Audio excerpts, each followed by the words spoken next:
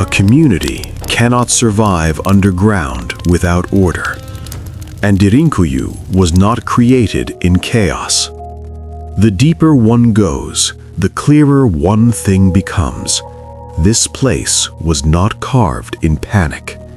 Narrow corridors force people to move in single file. Junctions are positioned deliberately. Larger spaces are placed deeper, farther from the surface. There is no sign of randomness, no sign of desperate digging to escape.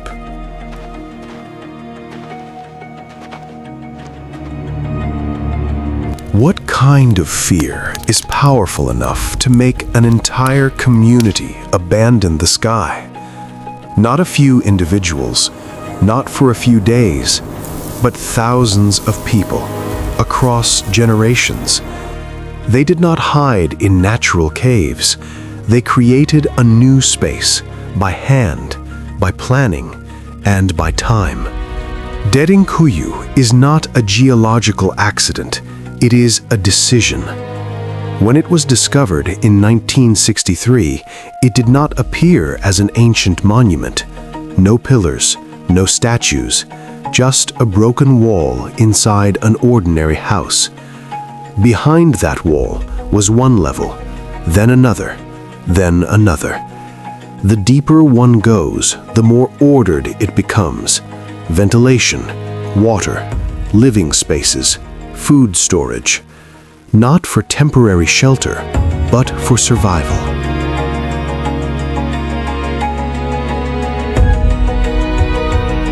Yet one question remains unanswered. How does a society avoid collapse when buried deep underground? Derinkuyu does not tell a story of progress. It tells a story of limits. The limits of fear, the limits of endurance, and the limits humans are willing to cross to remain alive. And this is only the beginning.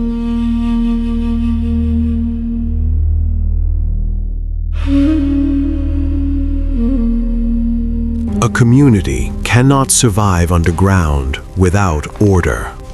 And Derinkuyu was not created in chaos. The deeper one goes, the clearer one thing becomes.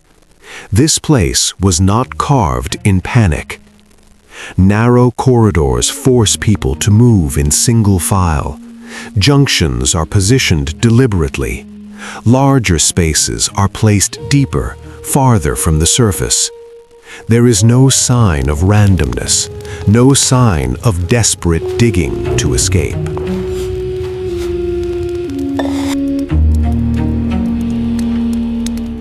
If this was an emergency shelter, why was it designed with such precision? Derinkuyu has at least 18 levels. Not all were used at the same time, but all were connected. Ventilation shafts run through the entire structure. Fresh air is carried from the surface to the deepest chambers below. Water wells do not connect directly to the surface. This means water remained accessible even if enemies controlled the ground above.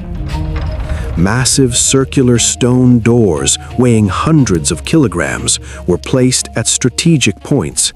They could only be sealed from the inside.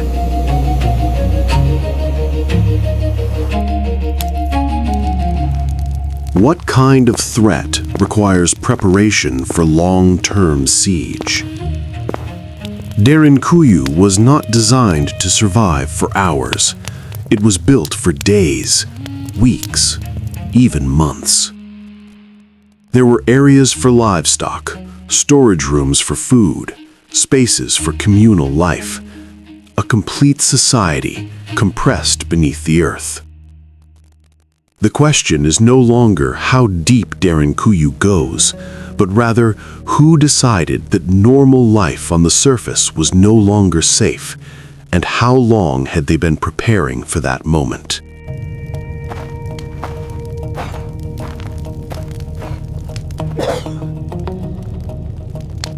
No one carves an entire city underground if the surface above is still safe.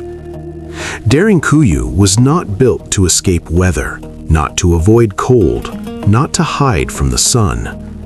Threats powerful enough to force humans to disappear almost always come from other humans.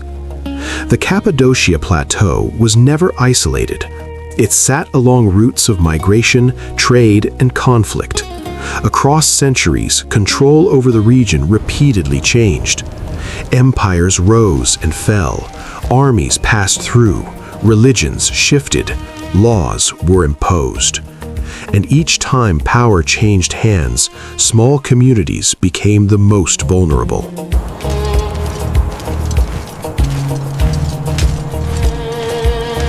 When resistance is impossible, disappearance becomes a strategy. Derinkuyu has no surface walls, no fortresses, no weapons for prolonged defense.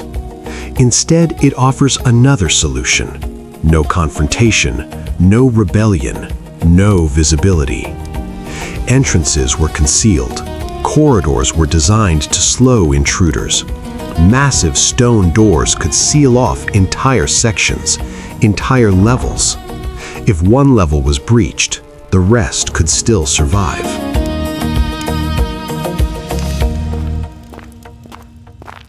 When resistance is impossible, disappearance becomes a strategy.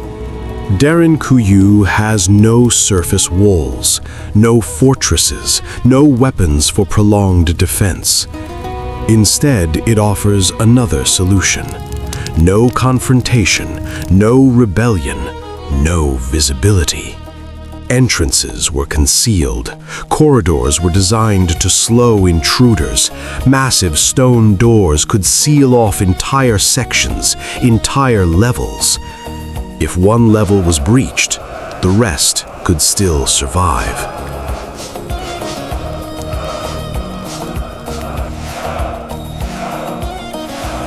Hiding is only the first step. The real challenge begins when humans must live with darkness.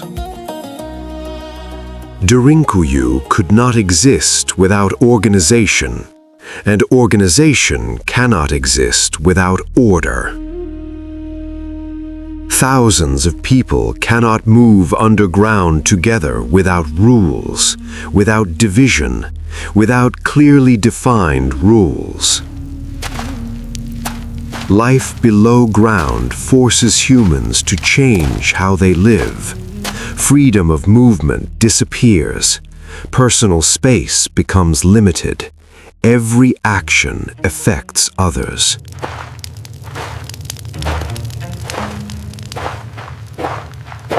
When space collapses, what prevents society from collapsing with it? Derinkuyu is divided into multiple levels, and not all levels serve the same purpose. Some were used for daily life, others for food storage, some for livestock, others for religious activity. This separation was not accidental. It reflects a system of priorities and possibly a system of control.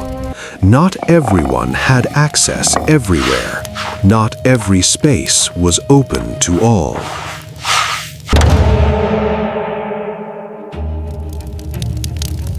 In darkness, who decides where you are allowed to go? Time underground is no longer measured by sunlight. Day and night blur together. Natural cycles disappear. Life can no longer follow instinct. It must follow people. Someone must decide when to rest, when to work, when to remain silent, and when to move. Derinkuyu did not survive on engineering alone.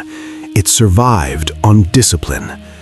And wherever discipline exists, power is never far away. The question now is no longer how Derinkuyu was built, but rather who kept an entire society functioning when it was cut off from the world above.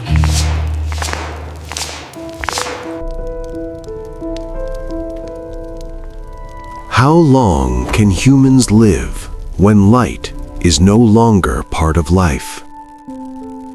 Derinkuyu was not built to be permanent, but it was designed for periods with no known end. Living underground is not only a matter of space, it is a matter of the mind.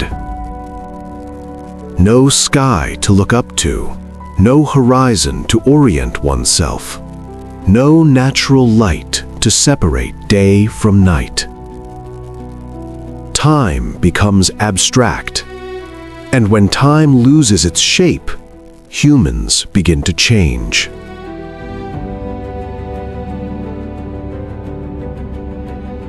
What happens to the human mind when biological rhythms collapse?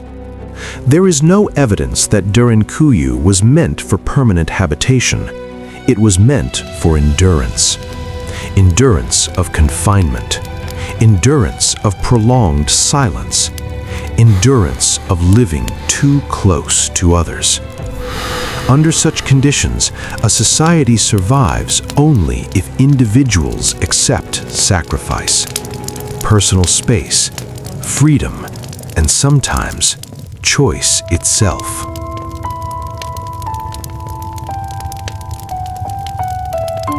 Is survival still worth it when the cost is who you are? Derinkuyu reveals a cold truth.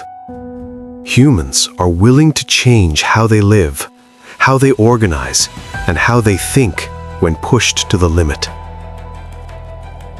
This place does not represent progress, it represents extreme adaptation. And that ability is what allowed humanity to survive its darkest chapters. Today, Derinkuyu lies silent underground, no longer a shelter, no longer a refuge. But it still asks a question. Not about the past, but about the present. If the surface world were no longer safe, would we choose to fight? Or would we also disappear underground?